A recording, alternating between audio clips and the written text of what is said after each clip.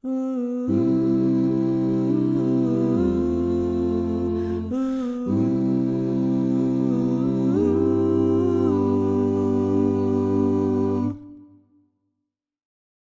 grew up singing a song called Jesus is Able. Jesus is able to do anything. He'll make you happy, make you sing. He'll lift you up when you are down.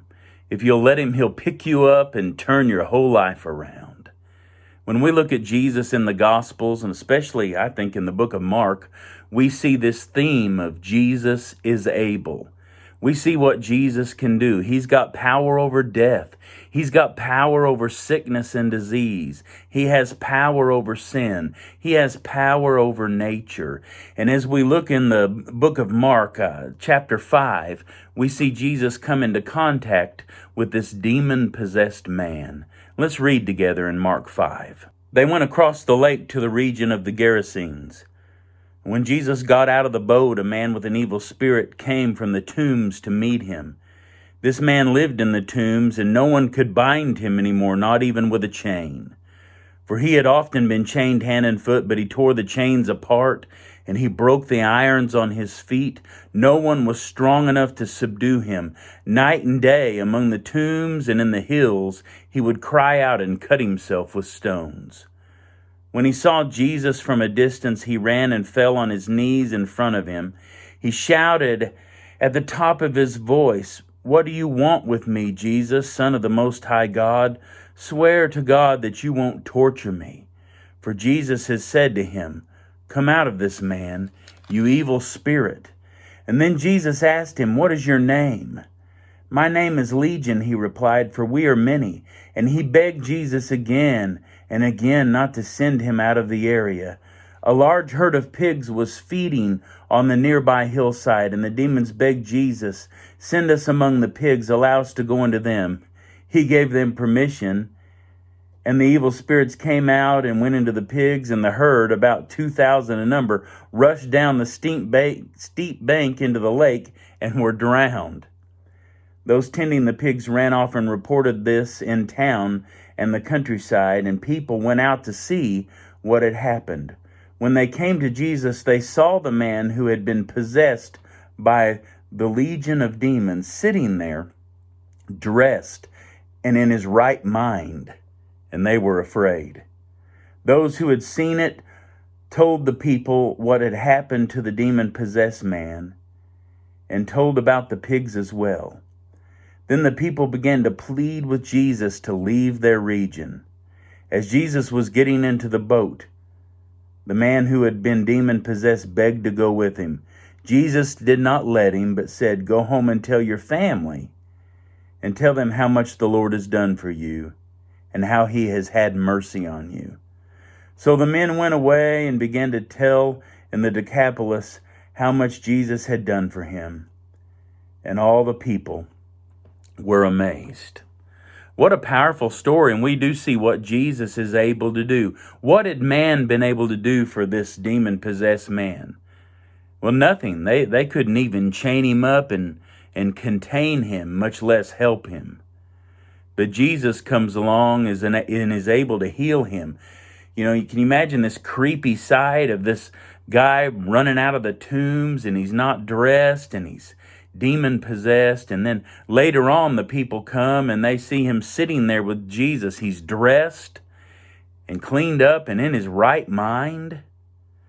Wow, it's powerful what Jesus can do. But can you imagine seeing there in verse 17, when they see what Jesus is able to do, what is the response of the people? It's, "Jesus, please leave our region." Can you imagine that? Seeing Jesus' power and then saying, "Would you please leave?" But before we're too hard on them, I think sometimes, a lot of times in today's world, people ask Jesus to leave their life, but in different ways. One of the ways is a way you and I probably wouldn't consider, and that's throwing Jesus out of our life. You and I would say, "No, I would never do that." But you know, some people have made the decision they don't want any part of Jesus. They don't want to believe in him. They don't want to trust in him, and they don't want to hear his word. And so they'd be glad to throw Jesus out of their life and say, I'm not interested. You're not wanted here, Jesus. And some people, although they wouldn't say that, by the way they live, though they would say they wouldn't throw Jesus out of their life, they kind of drive Jesus out of their life by their rebellion and their sinfulness, because Jesus won't stay where he is not honored, and Jesus won't force himself on you. And he won't force you to allow him to live in your heart and to strengthen your life. And some people would say, yeah, I'd like to have a relationship with Jesus, but then they live in rebellion to him and his word with an attitude that drives that relationship out of their life. Now, I think most of us, you and me, if you're listening and came here to study the Bible, you would say, no, I would never tell Jesus to leave or throw him out of my life. I hope that, even though I'm not perfect, I wouldn't drive him out of my life. But what a lot of people do, and people who claim to be religious do, is they crowd him out of their life.